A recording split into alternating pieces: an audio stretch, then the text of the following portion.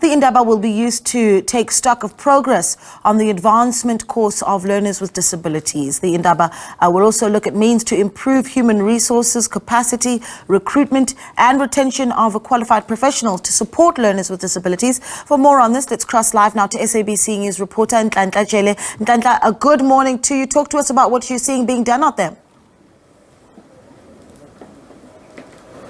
Good morning to you and to our viewers at home. Indeed, this Indaba is being hosted by the Department of Basic Education in Mpumalanga, including various stakeholders like the DPSA, an organization for people with disabilities, and Autism SA is also part of this Indaba, where they're going to map up the ways to try and assist learners with disabilities in schools and also that are home, to get them to go to school and get the education that they need. But joining me now is the MC for Basic Education in Mpumalanga, who's just going to speak to us about this Indaba and what they're hoping to achieve. MC, thank you very much for your time and for joining us here at the SABC.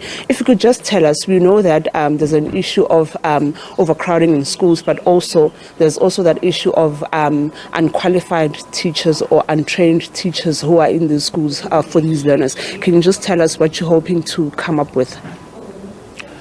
Well, good morning to you and good morning to your viewers. We are here today to this Indaba because we want to collectively come up with ways and means as people in the province to come up with ways and means of resolving the challenges that we are facing. As of now, we have got 18 special schools in the province, but we also have 140 schools which are inclusive. They are including those learners with special needs. We're saying that we have got a lot to do, although we have covered a lot of ground so far, but we still have a lot to do. That's the reason now we're meeting here, so as we can map a way forward together with all stakeholders, so as we can be able to deal with that. We know that teachers that are responsible for that are a bit not available as we would like them to be available.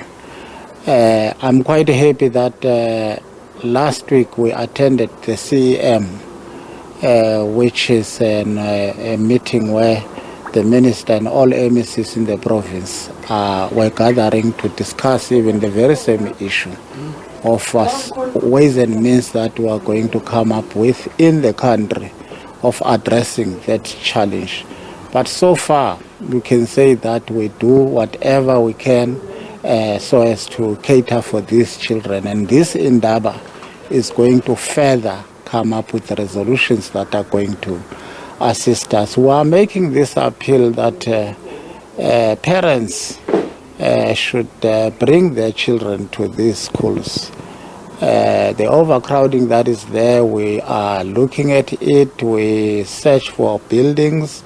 We are still planning to build more schools so as they can also be able to cater for these learners. Let's not leave these learners at home.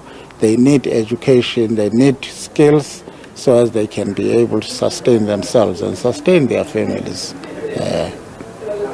Thank you.